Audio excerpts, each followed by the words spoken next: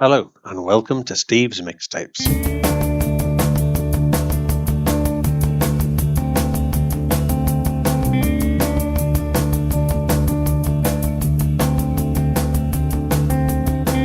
Now, you might remember quite a few weeks ago I had Thurston Moore on, who not only was a great guest, but was good enough to pass on some contact details for some of his friends and colleagues, one of whom was my guest this week. He occupied the drum stool in Sonic Youth for 26 years, and he's also played with musicians such as Michael Rother, Howe Gelb, Tom Verlaine, Ron Asheton and Mark Kozelek.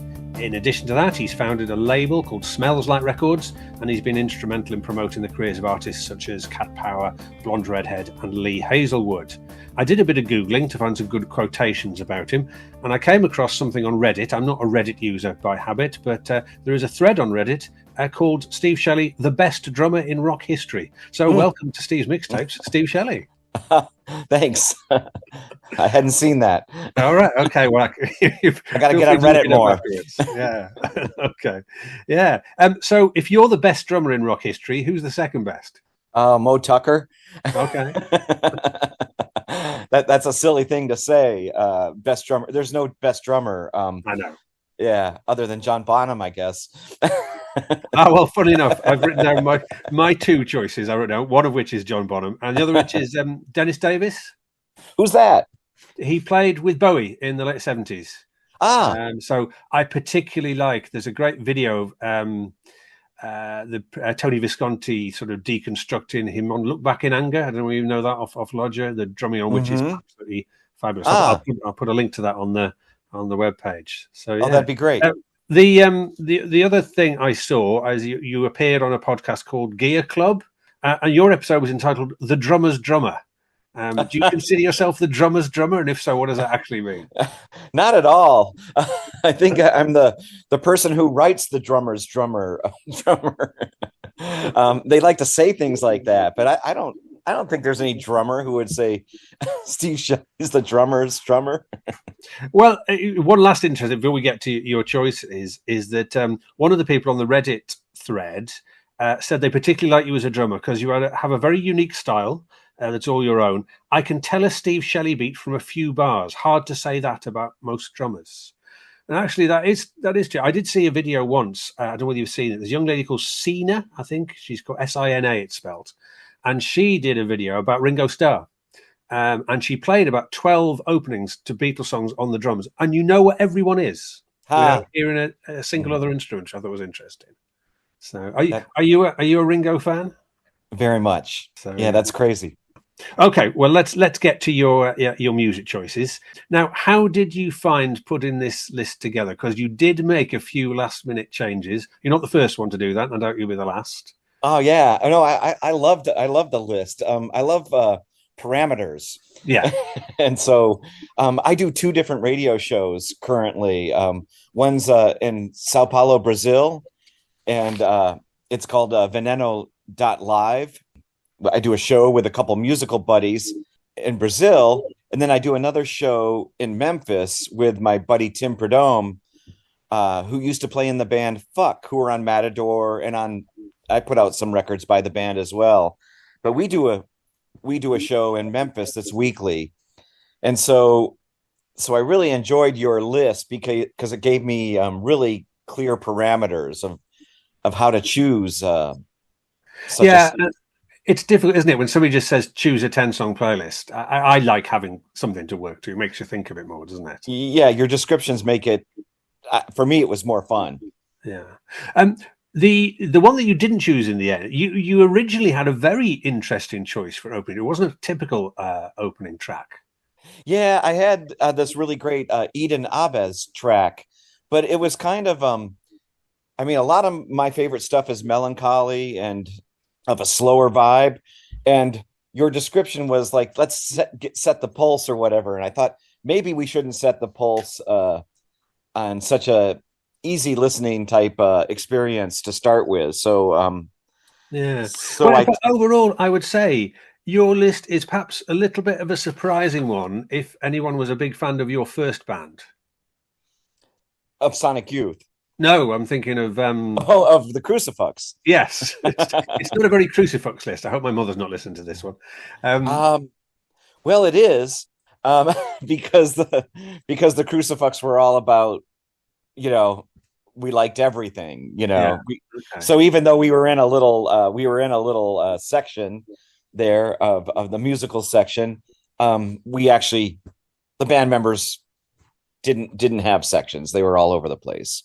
Okay. Okay. Maybe not as evident as later bands would be. In the end, you went for Marsha Hunt. So, what was your thinking behind this one then? The song is just such an oddity. It's a 7-inch on Vertigo. The flip side is a Jefferson Airplane cover, All right. Okay. Somebody to Love. There's no other sessions that sound like these sessions. It's so funky and so heavily percussive, that I want more and more and more, and there's nothing else like this in her catalog.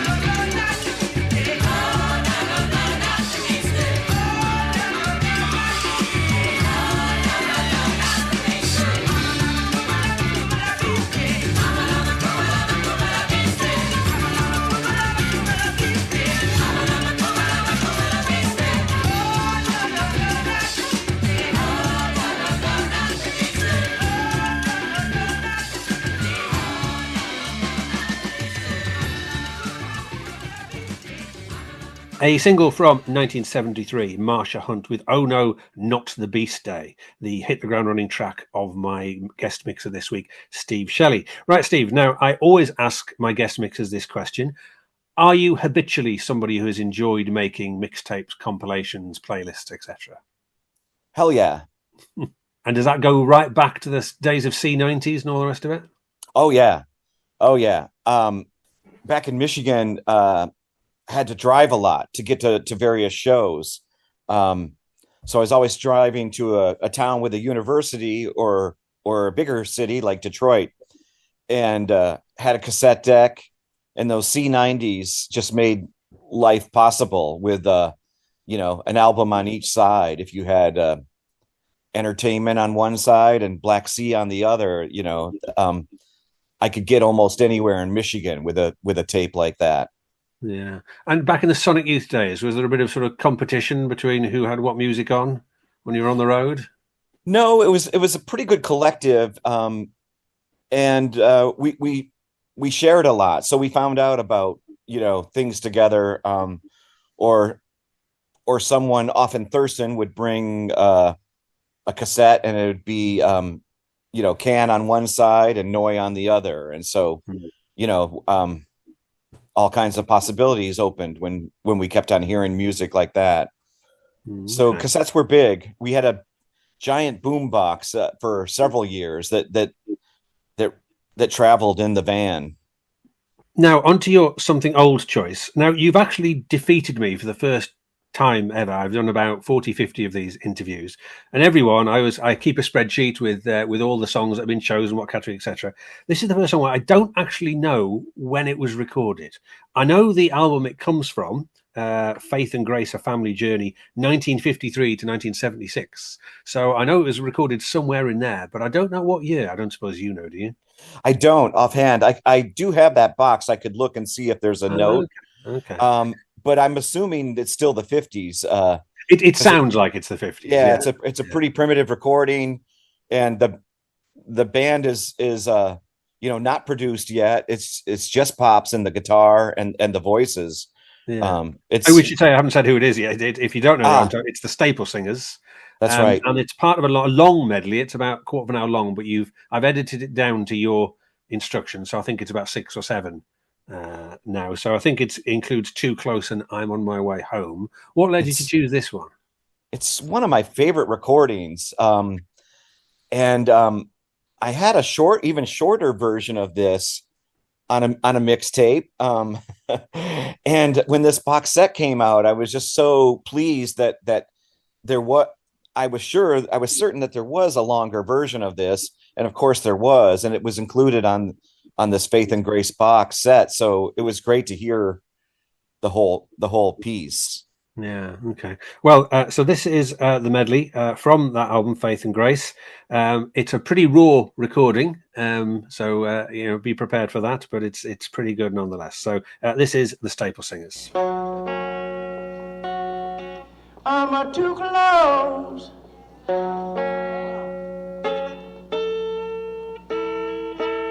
Hey, to my journey's end. All right, Lord, I'm too close.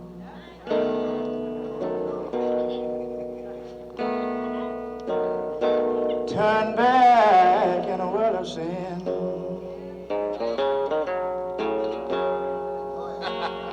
That's all right.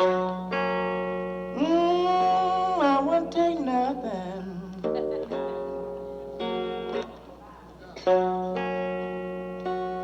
Lord, from my journey now. That's all right. You know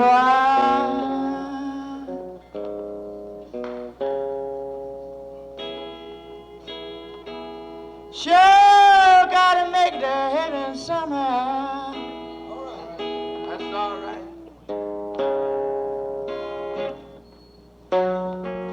I'm too close.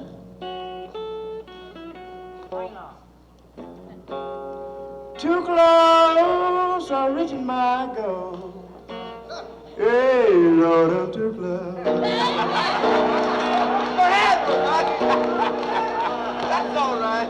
Too close, I'm saving my soul. You know I'm too close. To heaven, too close to turn around. Just can't turn around. I'm too close to turn around. Keep on, Brother Wright. Cause the Lord have a crown waiting for you. I'll tell you, I feel all right now. Go ahead, Robot. The spirit of Memphis got me feeling good. And I want you to know I'm not ashamed to own him either. And I want you to know tonight, no matter how heavy my burden may get, or how hard the way may be, I'm on my way to heaven, and I don't intend to turn around.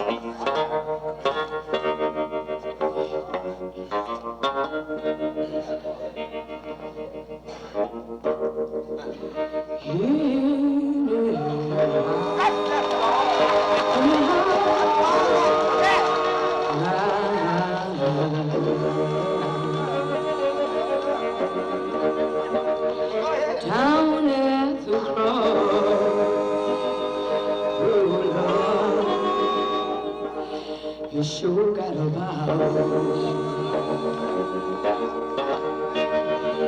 You know that I'm on my way to heaven anyhow. Well, you may be child, you may scout,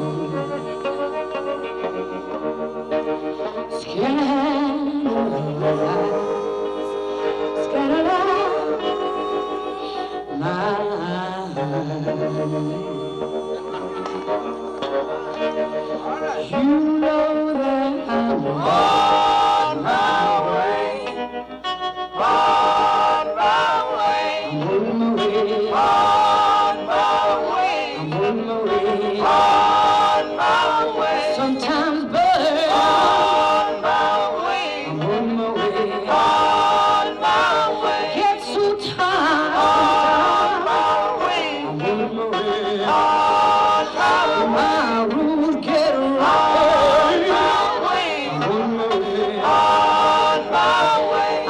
my way, on my way, I'm on my way, on my way, I'm on my way, on my way, I'm on my way, on my way, I'm on my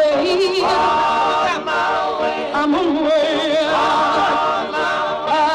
on my way, are you on your way?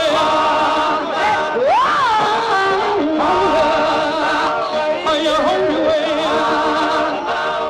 I am on my way to heaven anyhow. That's all right. Don't stop that. That's all right. A question I always ask Steve, well, another one of my regular questions, when we get to the something new category, is how you manage, or if you even try, to keep up with the bewildering amount of music that comes out on a daily basis these days. Do you try to keep abreast of contemporary stuff? I don't. I'm pretty terrible at it, but I do want to be better. And so usually, if I'm more active and playing with a group of musicians and continually playing with a group of musicians, I tend to get a lot of advice or tips about what's going on from current musicians. So that seems to be the best way for me to find out about stuff. Yeah. Okay. And I've let you cheat a little bit here because this is actually from 2023, but we'll bend the rules a little bit. That's right. Oh, I was just gonna say this was the most difficult selection for me. So it was nice that you gave me a little bit of leeway there. I could pick something that was made over a year ago. Yeah. Okay. I mean, I've considered relaxing that rule perhaps a little bit because a number of people have found it a little bit tough to find something from the last 12 months. Now, this was an artist I didn't know. So it's Abe Partridge, and he sounds like a very interesting guy. He's been a preacher. He served in the Air Force. He's had a podcast. He's done all sorts of things. There's an article I found about him where they described him as, while his voice may vaguely echo a nasally chicken-fried Tom Waits, Partridge is a true, uniquely American original. How do you feel about that as a description of him? Yeah, he's quite a guy. I met Abe, and we've recorded a bunch of recordings together in Athens, Georgia, which I think will be his next record when he finalizes it and puts it together. But we had a great time, and he's a really wonderful songwriter and a unique artist for sure. Yeah, I really like this song, and the lyric is quite sort of darkly amusing as well. Did I pick pop country? It's for posers. Yeah, pop country is for posers. A close second was a song about Willie Nelson and his tax problems, but this pop country won out. My daddy had a Lightning Hopkins 78. It was covered in scratches and it popped when it played. And I'd place that needle with a holy care. And lightning played me the first note that I ever felt. Then I discovered the sounds of 67. The message of love and of psychedelics. And I got lost in them strawberry fields. I was on that magical mystery tour for a couple of years. 'Cause yes, the blues is for believers, and psychedelic rock is for dreamers. Consumer masses ain't got no soul.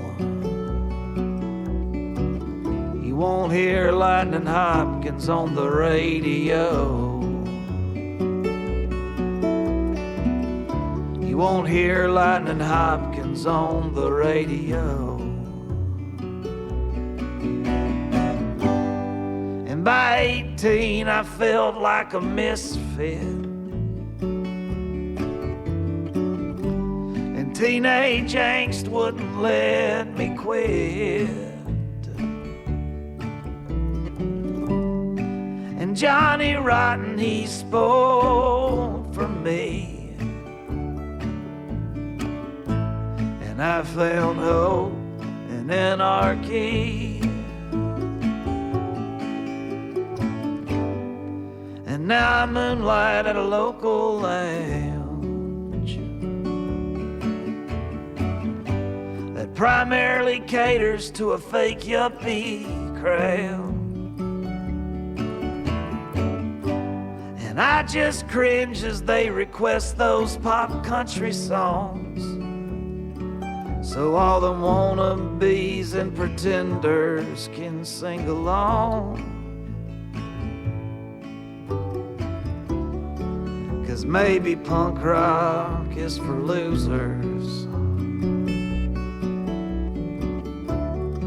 but pop country is for posers. Consumer masses ain't got no soul. You won't hear the Sex Pistols on the radio. You won't hear the Sex Pistols on the radio. 'Cause art is more than a business plan, and a song is more than some Nashville scam.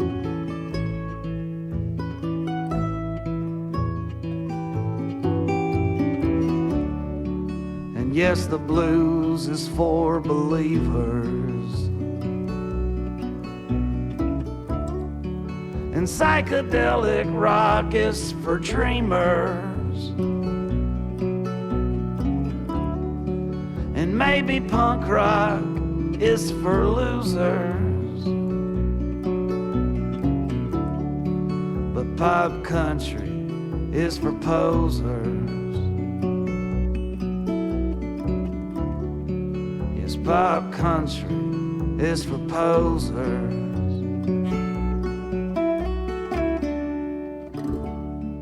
From the album Love in the Dark from 2023, that was Abe Partridge with Pop Country is for Posers. Okay, on to Something Borrowed, Steve, a very well-known song, although I must confess I've not heard this version. So it's Ruby, Don't Take Your Love to Town, which most listeners will know via Kenny Rogers, of course. A very depressing song. It's such an odd lyric. Yeah. Well, it's weird. It's a disabled vet, a Vietnam vet, isn't it? Whose wife is going off carousing in town, and it's implied. Yes, it's really odd because it was a big hit here. Was it a big hit in the States as well? The Kenny Rogers version, super big. Yeah. It's odd what goes. So anyway, so this is by Dale Hawkins, who is apparently known as the architect of swamp rock boogie. As it is described, I think, on his Wikipedia page. But he co-wrote Susie Q. That's right. Yeah. Okay. And a song that's been done. Obviously, everyone knows Creedence's version, but Stones did it. Everly Brothers did it. Susie Quattro has done it as well. Oh, really? What happened to Susie Quattro? So what is it you particularly like about Dale's take on this track? This is just the most destructive version of this song imaginable, and there are a lot of covers of Ruby, but this is just from a great LP that I just became aware of in the last year or two, probably because of my Memphis radio show on WYXR. That's where I have a show, and we play a lot of stuff like this, and it's just the craziest recording. I just love it. Okay. Well, if we have any big Kenny Rogers fans out there, then buckle up. You might find this one a bit hard to take. This is Dale Hawkins and his version of Ruby, Don't Take Your Love to Town. Paint up your lips and roll and comb your tinted hair.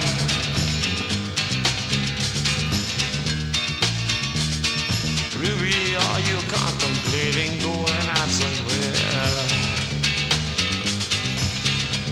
The shadows on the water and the sun is going down. Oh, Ruby, don't take your love to town. It wasn't you that started that old crazy war. I just thought I'd go and do my patriotic chore. Yes, it's true, I'm not the man that I used to be.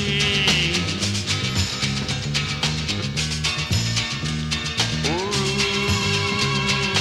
Ruby, I still need your company. It's hard to love a man, his legs are dead and paralyzed.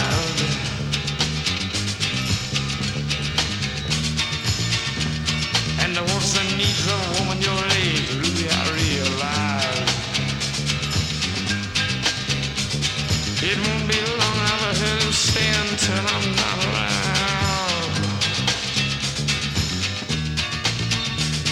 Oh, Ruby, don't take your love to town.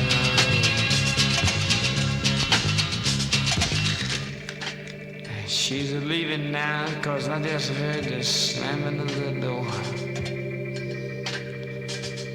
The way I heard it slam 100 times before.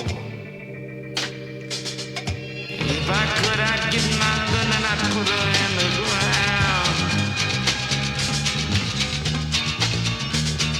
Ruby,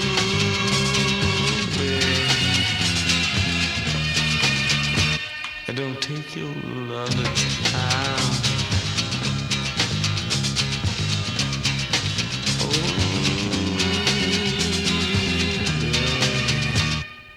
For God's sake, turn around.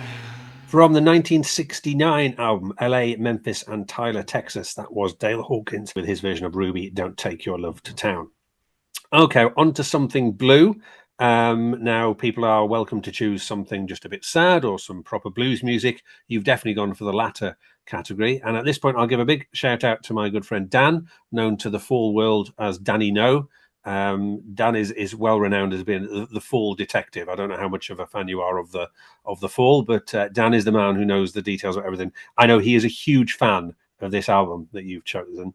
Oh, really? So yeah. It's so it's Hooker and Heat. Obviously, John Lee Hooker and Can't Heat. It's a big sprawling bluesy album, isn't it? It is. And so, why particularly the choice? So you've gone for The World Today. Why particularly that one? It's still relevant, and it's just such a great slow burner.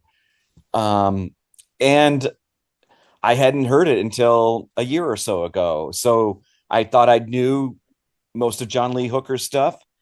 I'd never really known that much about Canned Heat, and the last year or so was finding more about Alan Wilson, the guitarist, and he plays on this song with John Lee Hooker. And so unfortunately, Alan Wilson was part of the 27 Club. He died very early, but he left behind some really incredible music that I've been discovering, whether it's his music with Canned Heat or here with John Lee Hooker or other things that are out there.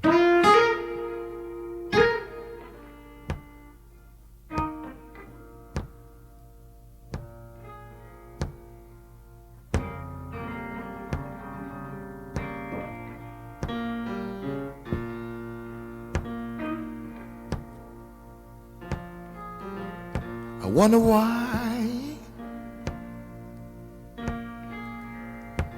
this world is the way it is.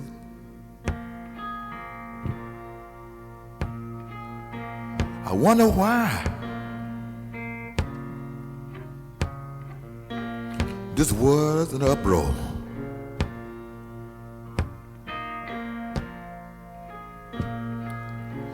Every day you can read about something new.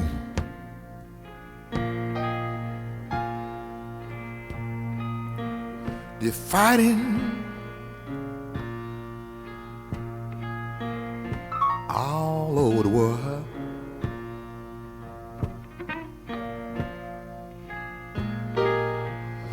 People fighting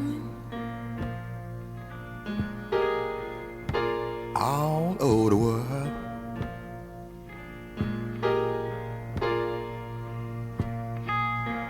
Race against race. They're fighting every day.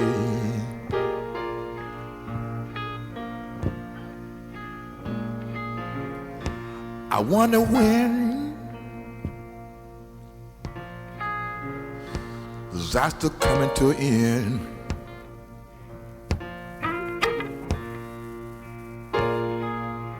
I wonder when this nightmare coming to an end.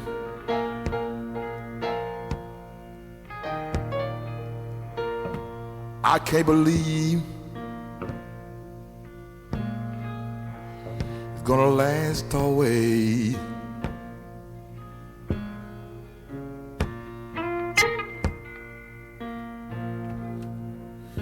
And every time I pick up a paper, I always read bad news.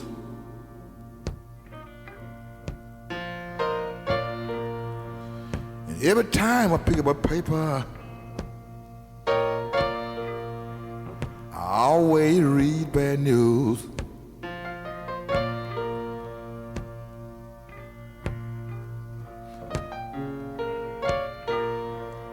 I wonder when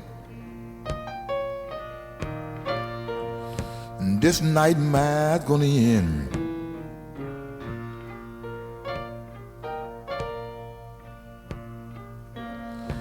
You find so many young people, they're fighting in every town. on campus. You find so many young people, they're fighting in every town on campus.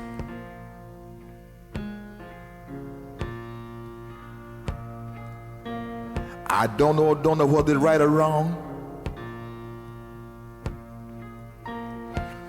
but they're trying to fight for their rights. Yeah.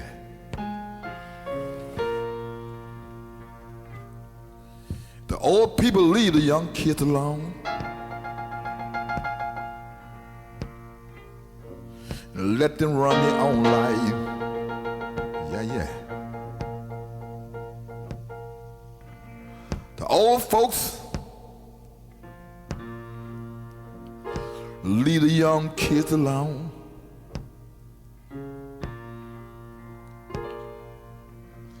And let them run their own life. It's a brand new world today.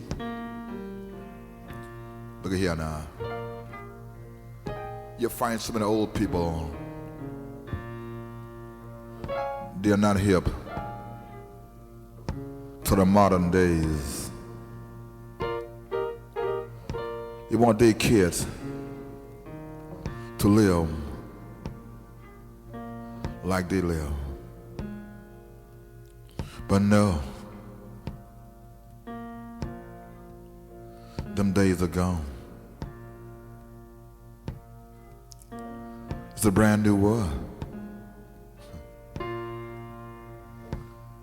One way to solve that problem, it takes time. The old coots die out.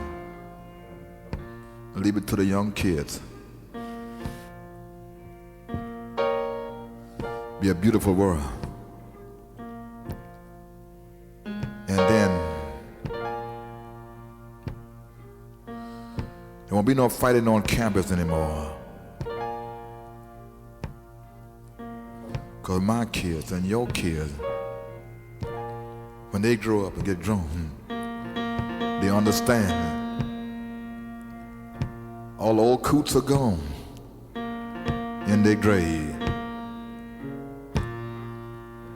But as long as they live, it's gonna be fighting in every town. Hey, in every campus. The young kids are walking out. Hey.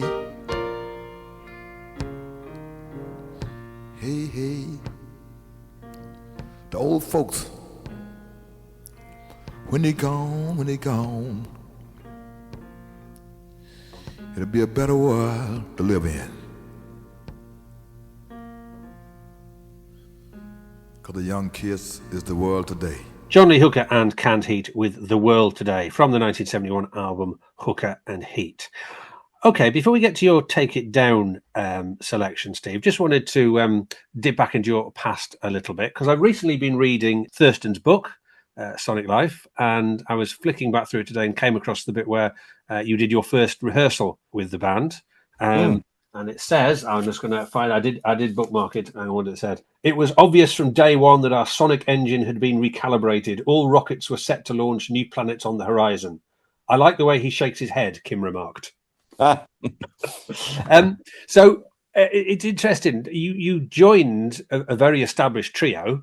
How, the way Thurston writes it makes it sound as though you slotted right in, and and everything was fabulous. Did it take a while for you to feel like you were actually part of a quartet, or was it really like that? Musically, no. I mean, in other ways, certainly, but musically, no. It is oddly like Thurston describes it there. I actually remember that day, and I just remember being ready for whatever we were. This was totally, where I hoped to be. So So there wasn't anything where I felt like I was in over my head, or that I didn't understand these people and their weird guitars. I was like, I was totally ready for all of that. Yeah. Okay. With the things that I'd done in my past and the things that I was interested in. Two of my favorite bands at that point were Sonic Youth and Jesus and Mary Chain. It was where my interest was. So I get asked that once in a while, but musically it did really just go pretty easy. Okay, because you and Thurston were sort of pen pals originally, weren't you? Because in the sort A bit. Yeah, in the pre-internet days, you actually had to write to each other when you were still in the Crucifix, yeah? Yeah. Okay, and he had ordered the cassette from the back of a magazine, and so I think I had slipped him a note with his order or something like that. Okay. It's funny, I was talking with another guest recently, I forget which one, but that notion of buying, bootlegs and stuff from the small ads at the back of music magazines will be completely incomprehensible to anybody sort of under the age of 35, 40 now, wouldn't it?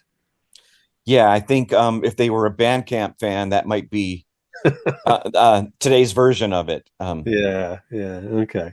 Right. Now we're going to take things down a bit. And your artist you've gone for the Take It Down category is one of a long list that crop up all of these time of artists that I'm aware of and have heard one or two things by, but have never quite got around to listening to more by. And it's quite a long list. I'm sure you have a list yourself of those people. I must check them out properly one day as well. And it's Drive-By Truckers. This song is a favorite. Obviously, all these are some sort of favorites, but I am a fan of this recording, and oddly, it was recorded at Chase Park Studio in Athens, Georgia, and that's where I just spent a bunch of time with Abe Partridge, also on this list. We recorded at that studio in earlier this year in May. So strange that the two of those wind up on this list. But just a beautiful recording. I think David Barbie was the engineer. I'm not 100% certain, but just a strange recording. And I feel like this song is almost like a movie, like a script in the few words that they sing in it. And would you say this is typical of their output, or is this a particularly sort of gentle moment from them? I can't find another song in the Truckers catalog that sounds like this. Okay. I find a lot of good songs, but this one is unique. I think it's on the album that Spooner Oldham plays with them. Right. That might be a little bit of it, but it's just they found a unique vibe on this one. Yeah, because the reason I ask is it wasn't what I was expecting when I listened to it. I had a sort of a notion in my head of what they would sound like, and it wasn't like this. Yeah, it's not grungy. It's not heavy guitars at all. It's a beautiful, it's lovely, soulful ballad. Yeah. Okay. Well, let's hear it now. This is Drive-By Truckers with Checkout Time in Vegas. Bloody nose, empty pockets, a rented car, the trunk full of guns. It ain't true that the sun don't rise in Vegas. I seen it once.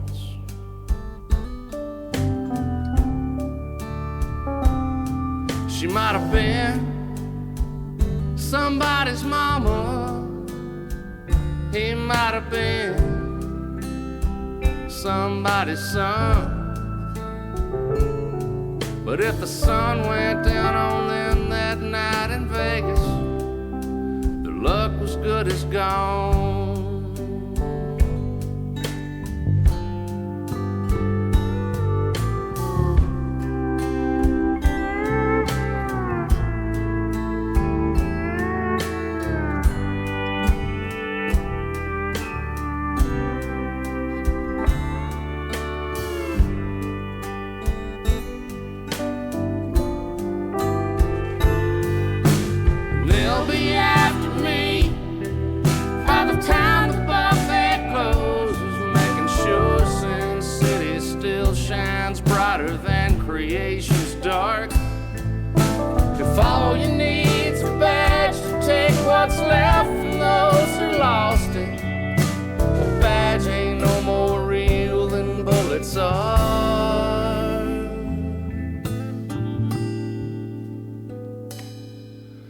everybody knows.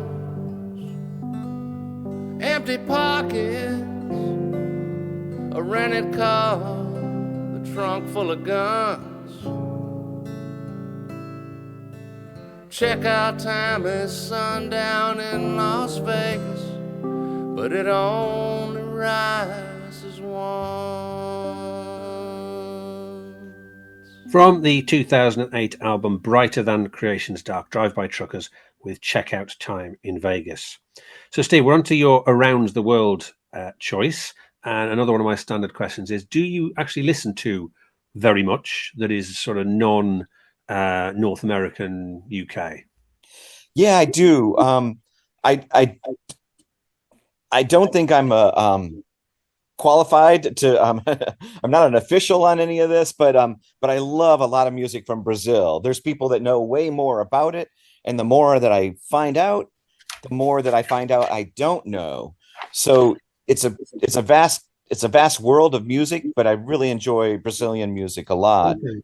So you mentioned about your radio show before. Did you say, is that playing Brazilian music or? Somewhat, but a lot of Western music too. A lot of rock and roll. Okay. So what's your connection with Brazil? How did you get involved with that? I guess towards the end of Sonic Youth's career, we had been going there a bit more, and was really enjoying being there, and South America in general, and Brazil in specific.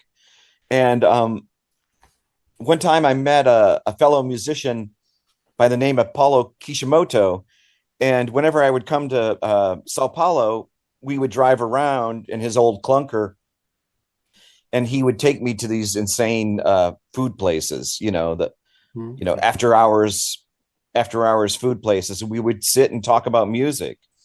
And eventually he and I started playing music together, and we formed a band with a musician friend of his, Gustavo Riviera, and we formed a band called Riviera Gaz. And so I have a bit of a connection there, but I'm very much a tourist, just there checking things out, and really love this Erasmo Carlos that we're going to play. Yeah, I wasn't familiar with Erasmo Carlos. Apparently, again, it's somebody else I had to Google. A core member of the Howe Gelb, the young guard scene of 1960s Brazilian pop rock. Not a scene I was familiar with. You might know a bit more about it than I do. Not so much. Not so much. This is like, I guess, pre-Tropicalia. Okay. So this song is from 1972. It's called Sorriso dela, if I'm pronouncing that correctly. I should be able to pronounce Portuguese. My sister did live in Portugal for 20 years, although I understand Portuguese is quite different from Brazilian Portuguese. So there we are. Anyway, so that means Her Smile. So let's hear it now.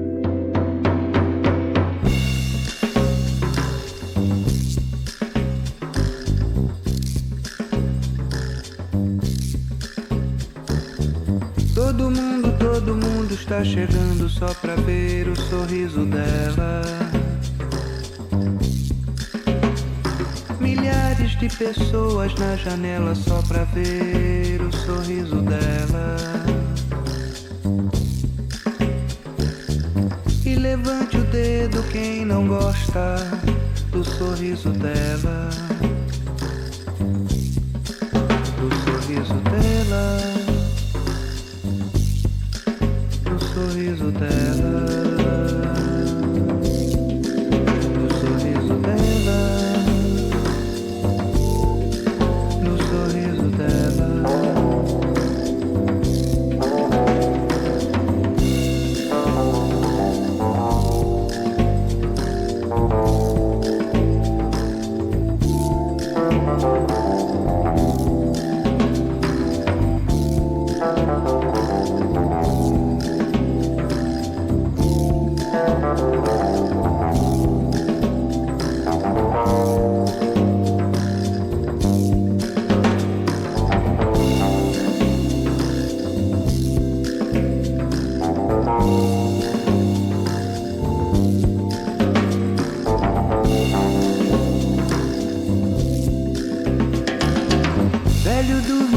Acorde também venha ver o sorriso dela.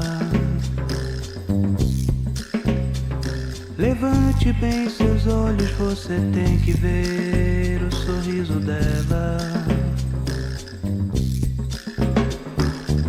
Não tem povo mais feliz do que o que tem o sorriso dela. O sorriso dela. O sorriso dela. O sorriso dela. O sorriso dela.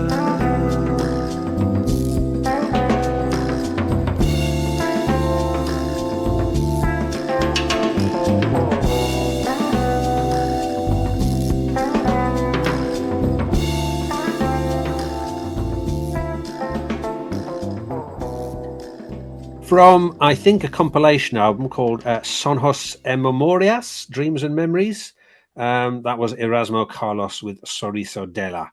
And apologies to anybody who speaks Portuguese for my mangling of any of those titles.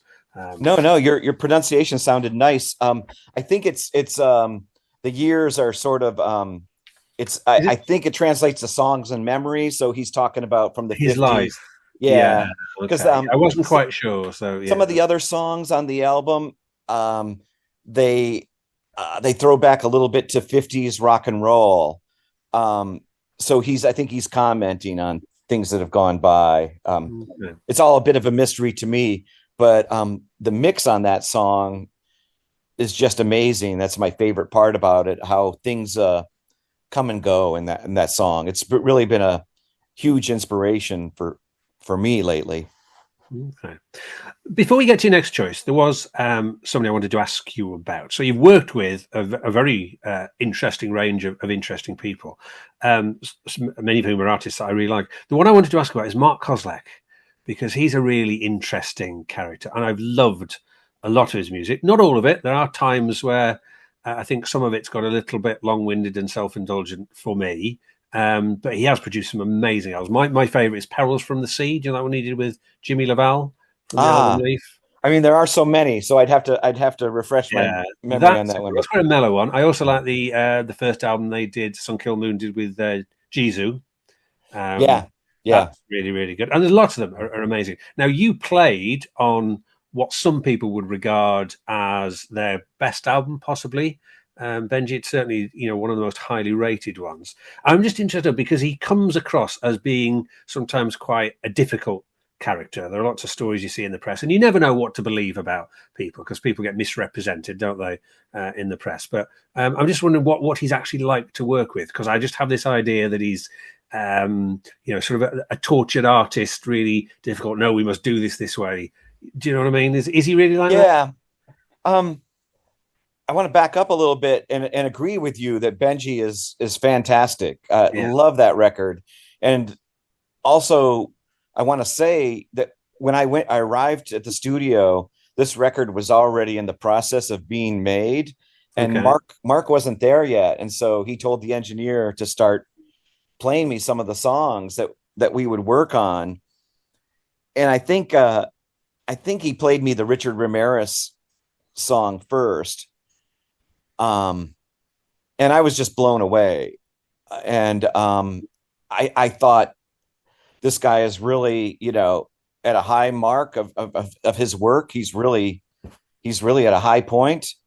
And I thought that it didn't need anything from me. It's like this is already fully formed. I did wind up overdubbing on a couple songs, but the album was so strong. I didn't really hear, I came in after he'd already done the basics. I didn't really feel a need for me to be there. I did my best, but as far as his personality, 100%. He was difficult and he's unique, but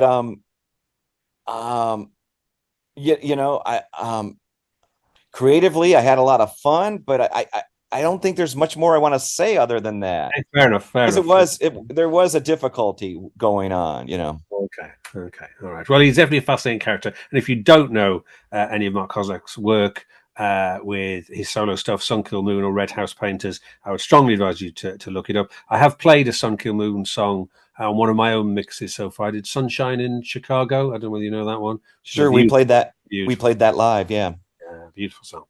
I also like UK blues as well, which is quite mocking of the British, but in quite an entertaining way. I don't remember it, but I can kind of guess what he's talking about.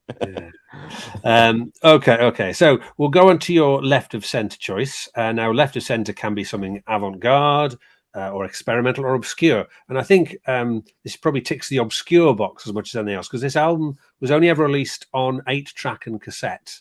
As far as I can tell. Yeah, and I had to. I certainly couldn't buy it anywhere. I had to rip it off YouTube in the end. So apologies if the sound quality is not spot on. But I recognised that I didn't recognise the name, but obviously it clicked when I saw the surname. So it's Vernon Ray, Link Ray's older brother. That's right. Yeah, we've actually had a couple of Link Ray songs chosen on here. He was a big favourite of Marky Smith, of course, Link Ray, so a lot of Four fans are quite into him. But yeah, I wasn't aware of Vernon, also known as Lucky Ray, apparently. Oh, I didn't know that. Yeah, apparently he was unusual success at gambling. Apparently, that's where he picked up the nickname. But yeah, so I don't know a lot about him. Do you know a lot more?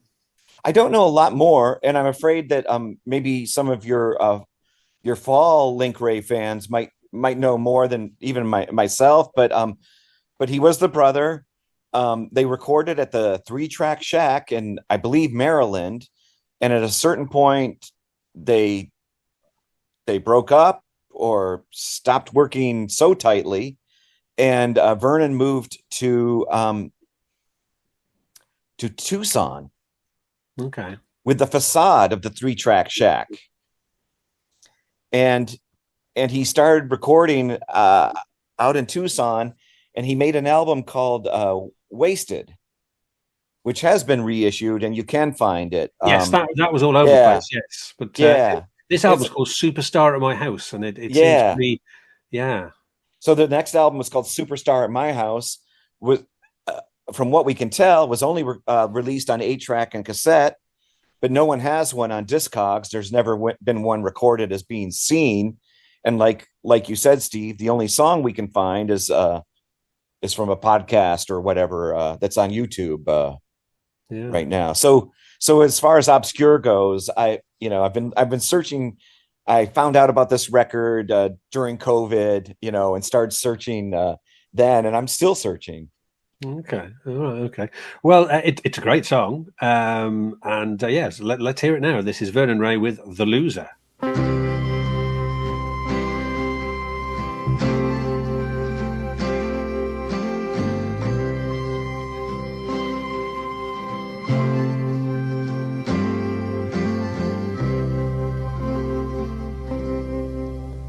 Loser walks alone. He's tried so hard to get blood from the stone, but his heart has been his ball and chain, and his song has been his life. But nobody listens but his kids and his wife.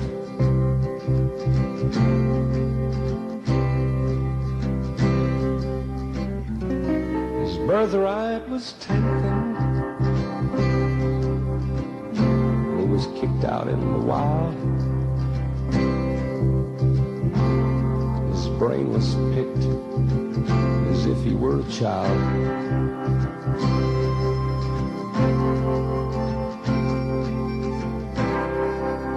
The loser travels on like a blinded, crippled dog. He just licks his wounds and tries again and staggers on through the fog.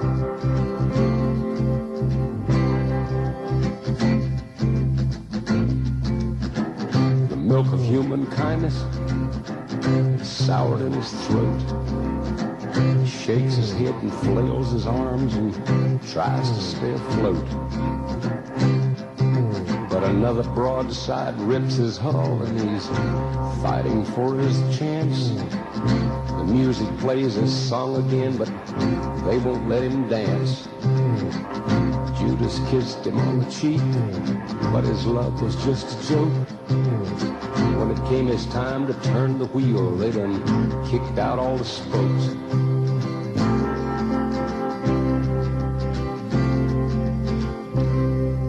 He's been so close and yet so far.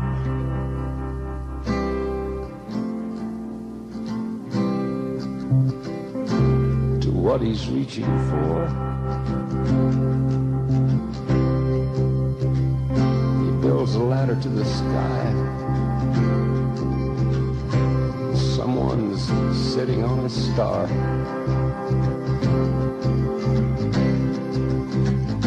Gathered rocks to build a mountain, but when he reached the top, someone had jumped his claim again and stole his soda pop. But the loser walks alone. Yeah, the loser travels alone.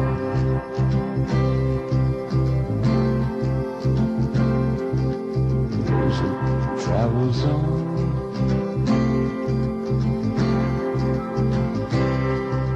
Down that long, lonesome road. The loser travels on. Yeah, the loser travels on.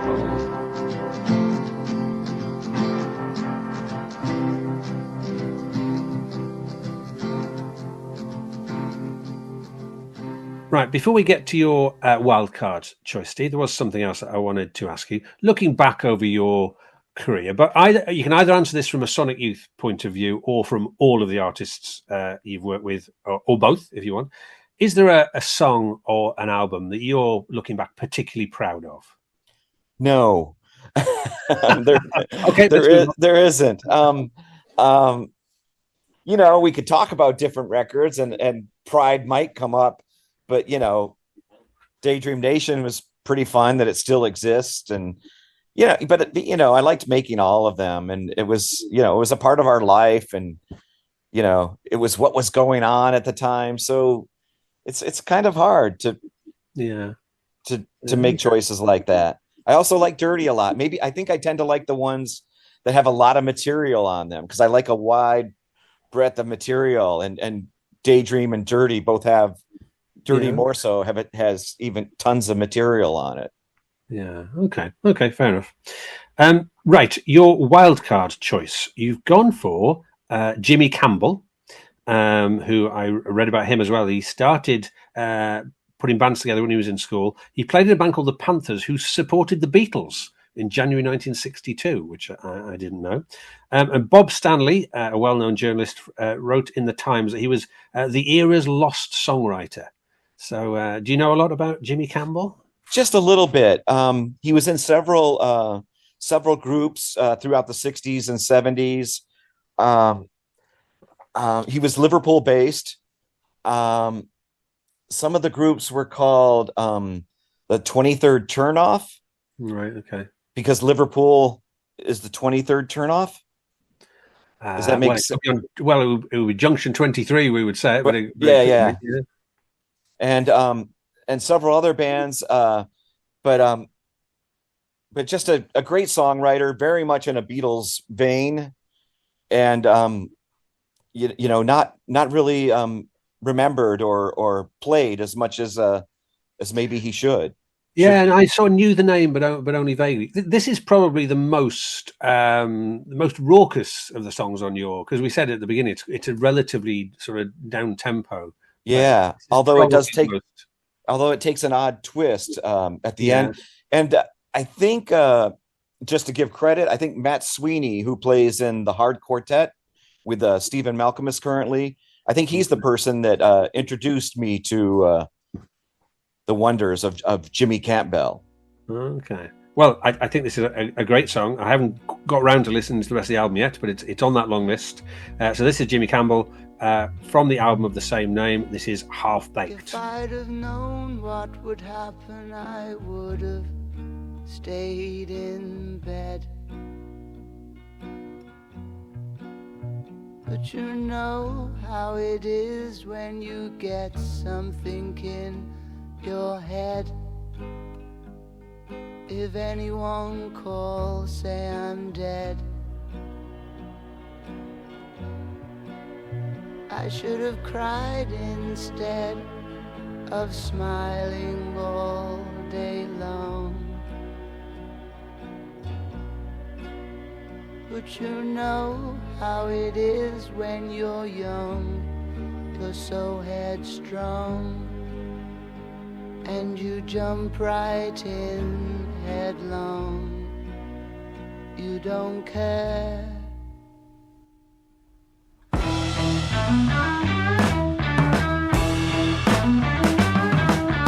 Half-baked, I wasn't ready, but I couldn't wait. Half-baked, I wasn't ready, but I couldn't wait. I know now I was half-baked.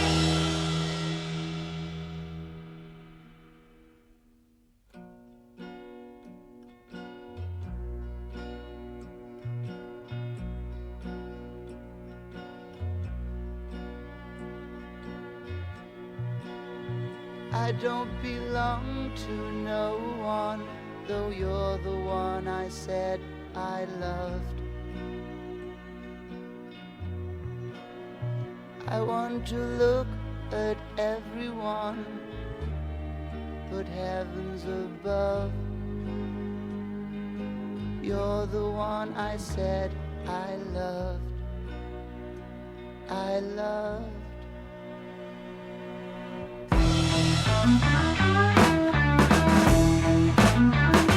Listen, half-baked, I wasn't ready, but I couldn't wait. Half-baked, I wasn't ready, but I couldn't wait. I know now I was half-baked.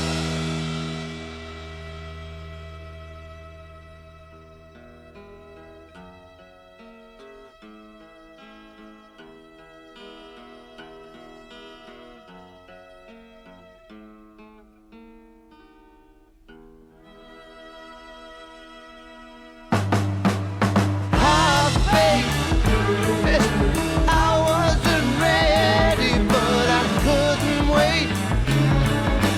Half-baked, I wasn't ready, but I couldn't wait. I know now I was half-baked.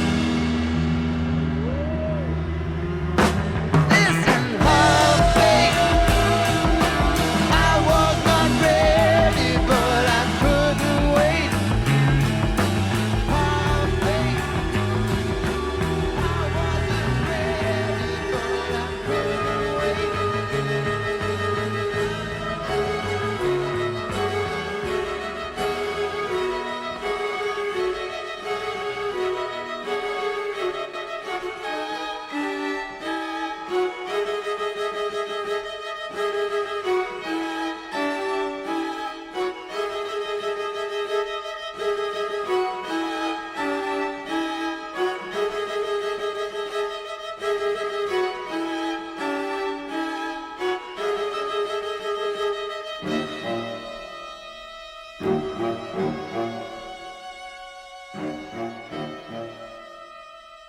Released in 1971, Half Baked's the title track of Jimmy Campbell's album there. So just before we get to your finale, Steve, just wondered what you were up to at the moment, or what future projects you've got in the pipeline. Right now, I seem to be putting finishing touches on a few albums that hope to come out in 2026. Winged Wheel, a group I play with, are mixing an album right now, and we're playing a few shows this weekend, including one with Neil Young at Bethel Woods, which was the original site of the Woodstock Festival. That's on Monday. And then a new record with Bill Orcutt and Ethan Miller coming out first week of September, and we'll be playing shows following that. So a lot of records finally seeing the light of day after, now we all work on them long distance and things like that. Yeah. So do you still gig a lot? I mean, how many times a month roughly do you play, or does it vary? It varies a great deal. I'd say 4 to 10 times a month. Okay. Yeah. Okay. So you're not getting too rusty on the old drum kit then? No, I'm keeping busy. Okay, good. Well, look, I'll find some links to some of those things you mentioned and put them on the website. So, right, we're on to your finale. Now, this, again, wasn't what I expected, because obviously I knew the artist and I knew their 2 famous songs, but I wasn't expecting what I heard. So it's the Dixie Cups, and everybody will know Chapel of Love, of course, and Iko. But this is it's almost quite tribal, isn't it? Yeah. And I think it was recorded in New York City, which is really strange. Like who did they have to to bang on ashtrays at that session? Just an amazing rhythm track. Hard to figure out exactly what's going on. It's kind of a New Orleans groove. One thing I read described as in the Mardi Gras Indian tradition. I wasn't entirely sure what that meant, to be fair. I know what Mardi Gras is, obviously, but yeah. So it's a song that would have been sung in New Orleans, and so it's odd to me that it was recorded in New York. It's just such a beautiful track, and it doesn't sound very New York, does it? No, it sounds like from the deep South. Yeah, and it's such an anomaly to their career and their recording history. Iko is maybe the closest sounding song to this song. Yeah, but even that's a bit. There's almost a slight childishness to that, isn't there? Do you know what I mean? It's almost like a children's nursery rhyme way, where this doesn't sound childish at all.